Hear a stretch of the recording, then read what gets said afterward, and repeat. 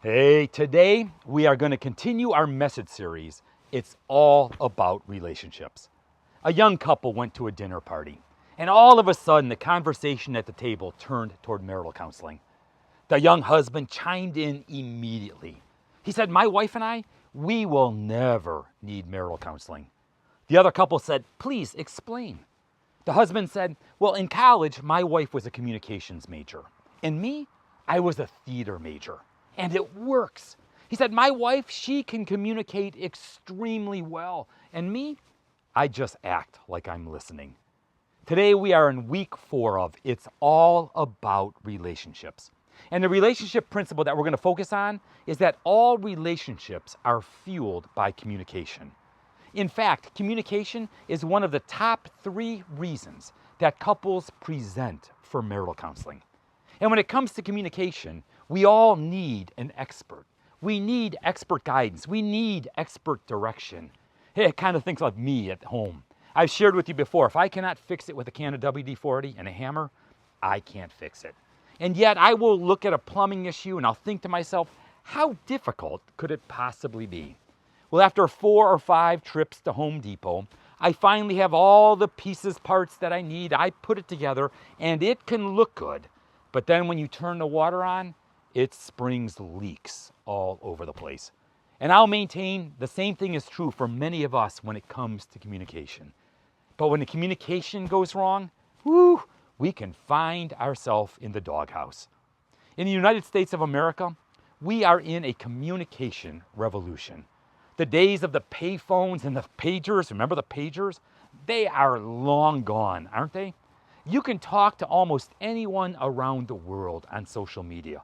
And it seems like every other day, Starlink is launching new satellites. And soon, there will not be any place on Earth that we will not be able to communicate with. But the truth is, just because we have the technology does not mean that we have the principles of good communication. In fact, I found this in a chat room. Literally, this is a real chat. How's it going? Hello, fine. And you? Great. No. Hello, Luke. Hi, Ray. Hi, Ladybug. Hi. Hi to all. Are you married? And that was the conversation. See, communication is the fuel of all relationships. I think of it like this. Picture your favorite car in your mind. Me, it would be a Porsche 911. That Porsche 911, it can look good on the outside. I could polish it. It could constantly be clean. And that's exactly the way that a lot of relationships look. They look good on the outside, but you know what? The truth is, they're not going anywhere. Because no fuel, no go. And when it comes to communication, it's not mathematical. It's not 2 + 2 = 4. Communication, there's a lot of artistic qualities to it. You know, for instance, I could say the same thing 2 different times. And because of the tone of voice, because of my time of day, because of my rate, whatever it is, I could say the exact same thing twice and elicit 2 completely different responses. So what does Jesus teach us about good communication? Well, I think the first thing that Jesus teaches us is that the foundation of communication is trust. Trust. You introduce one little white lie, one little mistruth, one little mistrust, and the other person will always be questioning, are they telling me the truth or not? How do I know what to believe? In Matthew chapter 5, it's the Sermon on the Mount. Jesus preached the greatest sermon ever preached. And Jesus, talking about taking an oath, says, all you need to say is simply yes or no. Anything beyond this comes from the evil one. Just let your yes be yes and your no, no. Because anything else, it comes from the evil one. And we know from the Gospel of John that Jesus said that Satan, the evil one, he is a liar and the father of all lies. Solomon, in all of his wisdom, in Proverbs chapter 13, said it like this: a wicked messenger falls into trouble, but a trustworthy envoy brings healing. So the foundation is trust. Let me ask you, what do you have to say to people to get them to believe you? You know, I mean, in our world today, when we watch the news, I mean, we're always trying to figure out what the truth is, right? Or even in politics. I mean, we need those truthometers to determine what is truth and what is just a bunch of rhetoric. So what do you have to say to get people to believe you? Do you have to say stuff like, I swear it's true? I mean, honestly. Or how about this one? You can believe me this time. I mean, I love that. It implies that all the other times don't believe me because I'm lying. But this time you can believe me. Here's my question for you. Do you speak with integrity? Are you a person of truth? Because lies are always told in the absence of trust. And my friends, you erode trust several different ways.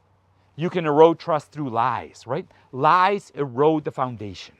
And when the foundation is eroded, the house, the relationship, it collapses. You know, I just Googled what are some of the top lies in our culture today. Now, I don't know if this is true or not, but Siri says this: I'm fine. Nothing's wrong. We've all said that before, right? Or we've heard it. I mean, you could really be hurting. You could really be struggling with something. You simply say, no, I'm fine. Everything is good. Or how about this one? I was stuck in traffic. Or you look great in those jeans, or whatever it is. Or I'm sorry, my phone died. I never got the message. I never got the text. You erode trust through lies. You erode trust through flattery. And what is flattery? It's a positive lie. Flattery is excessive and insincere praise. It's especially given to somebody when you're trying to get something from them. You give it to further your own interest. The psalmist says this in Psalm 12. Everyone lies to their neighbor. They flatter with their lips, but harbor deception in their hearts. May the Lord silence all flattering lips. One translation actually says, may the Lord rip off all flattering lips. You erode trust through broken promises. And we've all been there and done that, haven't we?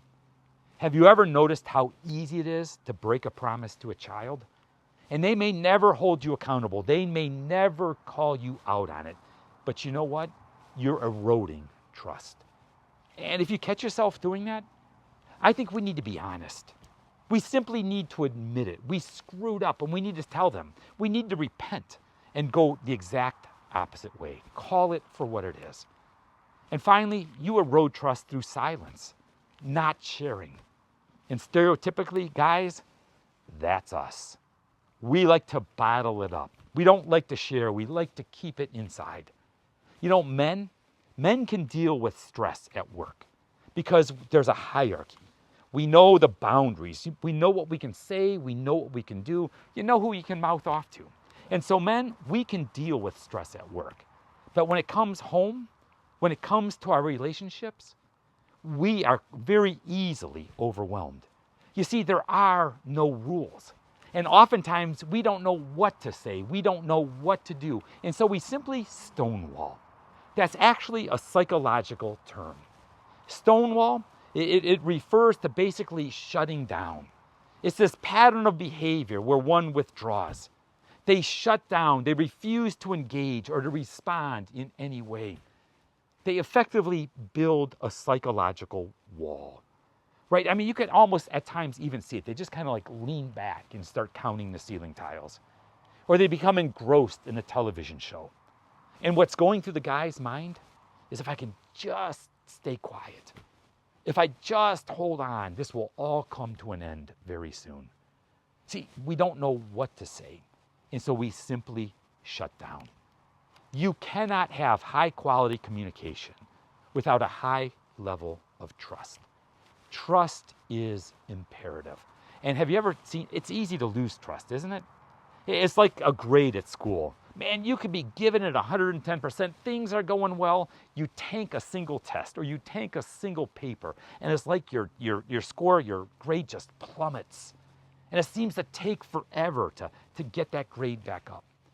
Well, the same thing is true with trust. Man, we can lose it very quickly, and it takes a long time to build up. So how do you restore trust? Well, let me just kind of give you some practical advice. One, stop arguing about the details of the past. You see, we are all revisionists. We all revise history to fit what we want or to fit what we think. And so stop arguing about the details of the past. Instead, have a vision for the future. What is God's design for your relationship? Because when we look to the future and we have a vision for the future, it instills hope and relationships grow. Years ago, my wife and I, we had a house up in Cleveland, Ohio. And right before we went to sell it, the basement wall started to cave in. Oh, what a mess. But it needed to be fixed. That was the foundation of the house. So we contacted the contractor. I mean, they dug up the outside, they tore up the inside of our basement. But when it was all said and done, that foundation was stronger than it ever was before. My friends, the same thing is true with the foundation of your relationships. It can be extremely difficult. It can be messy to repair. But if you put the time, the energy, and the effort into it, man, that foundation, that relationship can come out far stronger than it ever was. Secondly, we learn from Jesus that communication is always from the heart. It was in Matthew chapter 12 that Jesus said, "For the mouth speaks what the heart is full of." Man, I sure wish it was just a slip of the tongue. But no, it's not just simply a slip of the tongue. The mouth speaks from the overflow of the heart. I mean, have you ever had one of those regrettable instances when you say something and even as it's coming out of your mouth, you know that it's not going to end well? See, Jesus said in Mark chapter 7, nothing outside a person can defile them by going into them. Rather, it is what comes out of a person that defiles them. The Living Bible translation, it's a paraphrase translation. It says it like this: your souls aren't harmed by what you eat, but by what you think and say. I mean, do you catch the vicious cycle there? Okay, we speak from the overflow of the heart, but what we speak can also harm our minds and our souls. It's this vicious cycle that's going on. Not only are our words guided by our heart, but they can also harm our soul. Heard the story once of a gentleman, an older gentleman, who was running around a track. The high school football team, they were practicing inside. The high school coach said, "Gentlemen, we are going to run horse laps." You know, that's when you run down to the 20-yard line, come back, go to the 30, come back, go to the 40, and come back. And he said, "We are going to run laps as long as that old man is jogging." The old man is thinking to himself, well, I can run laps as long as these high school kids are running these wind sprints. And he kept going and going, and finally the old guy just kind of stopped. As soon as he stopped, the entire football team collapsed on the ground. One young kid walked up to him and said, "Sure, sir, we sure are glad you stopped running. Our coach said we had to run wind sprints as long as that old man was jogging." Excuse me. Have you ever experienced an escalation of communication? I mean, I know, intellectually, I know what to do. I know what to say to stop an argument. But because I'm emotionally involved, at times you just say, "You want to fight? Okay, let's fight." Ding, ding, it's on. And away you go. And you speak angry words. And you have a wounded soul, a bitter heart. And then all of a sudden, from the overflow of the heart, you speak more angry words and a wounded soul and a bitter heart. And then all of a sudden, you're saying things like, "Well, what about your mother?" Right? And we point our fingers at each other. I mean, let me ask you, okay, can you see some places in your life, some places in your communication, where you're caught up in this vicious cycle of words? Maybe it's with somebody at work, at home, or with friends. So what can break the pattern? What can change our heart? You see, my heart must be refocused. And once again, Jesus said in Matthew chapter 6, "For where your treasure is, there your heart will be also." And so my heart is refocused by relocating my treasure. You see, the truth is, so often we have the wrong focus, don't we? We have the wrong priorities. We're focused on stuff. And so I want to challenge you, encourage you to examine your priorities. I mean, just think about it a little bit. Where do you put your time? Where do you put your money, your resources? Do you put your resources into your hobbies or into your family? See, we need to refocus our hearts. And I want to challenge you, focus on the positive. It is so easy for us to be critical.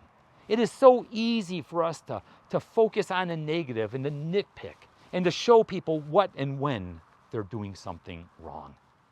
But focus on the positive. It builds up, it strengthens relationships. And just don't focus on it, verbalize it.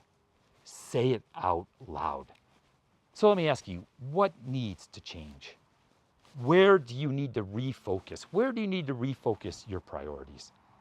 And thirdly, communication that makes a positive impact is honest.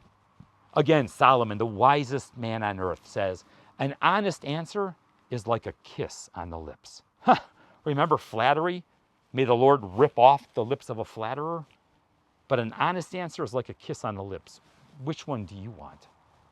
See, honesty means you're able to tell the truth. Honest means you're thoughtful with the truth. I know some people, they aim the truth like a double-barreled shotgun. Have you ever met somebody like that? They'll make statements like, I just tell it like it is. I don't hold back. I just lay it on the line. We have a word for that. It's rude. It's rude. You know, research tells us if you're having a conversation and you know it's going to be a heavy conversation that could easily develop into conflict, that a soft startup normally ends well. A soft startup. But if you're harsh and you're abrasive and you're pointing your finger and you're accusing, a harsh startup will normally end harshly. It will not end well. And so you want to start your conversations softly. And also, there's the law of reciprocity. The law of reciprocity says this: if you treat someone well, if you are kind to them, eventually, maybe not immediately, but eventually they'll be kind and loving and treat you well. So Paul writes this in Ephesians chapter 4, speaking the truth in love. In love. My friends, never forget, your words are powerful. So use them wisely. Honest means that you're clear with the truth. Man, we live in a world, we live in a culture that is so politically correct that when we communicate, we're ambiguous, we're unclear. Have you ever read a contract? Man, that document can be 30 pages long. You can't understand a stinking word it says, and you know that there's a remnant of truth somewhere in there. Jesus, when he spoke clearly. And Jesus spoke the truth in love. Paul writes in Ephesians chapter 4, do not let any unwholesome talk come out of your mouths, but only what is helpful for building others up according to their needs. See, Jesus, man, he is honest. And his words were oftentimes surprising. He was honest, but he was not always nice. At one point, Jesus commends a Gentile that he had just met for his great faith. And then he turns around and he rebukes Peter after he tried to walk on water for his little faith. I don't know, I look at that and think Peter was the only one to get out of the boat. At one point, Jesus calls the Pharisees snakes and hypocrites. And then he prays, Father, forgive them, for they know not what they do. Jesus turned and looked at his disciples, and he rebuked his number one disciple. He rebuked Peter. Get behind me, Satan, he said. That's not very nice, is it? You do not have in mind the concerns of God, but merely human concerns. See, Jesus, man, he rebuked his friends sternly, and yet he loved them sacrificially. In fact, he loved them so much that he gave his life for them. John says, greater love has no one than this, to lay down one's life for his friends. And Jesus calls you friend. He gave his life for you. So when it comes to your words, do you want to impress others or do you want to impact others? I don't know about you, but me, I want my life to make a difference. I want my life to count. And so remember that words are the single most important tool that you have. Proverbs says that the tongue has the power of life and death. The tongue is like a brick. You can smash a window with it. or you can build a home with it. So ask yourself, are my words well balanced?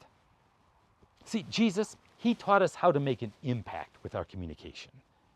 So as you reflect on what you were taught today, how can these principles that you learned today, how can they be utilized? To whom do you need to offer words of healing? Or, you know, the research tells us you can make more change with positive words than with negative ones. So here's my challenge for you this upcoming week.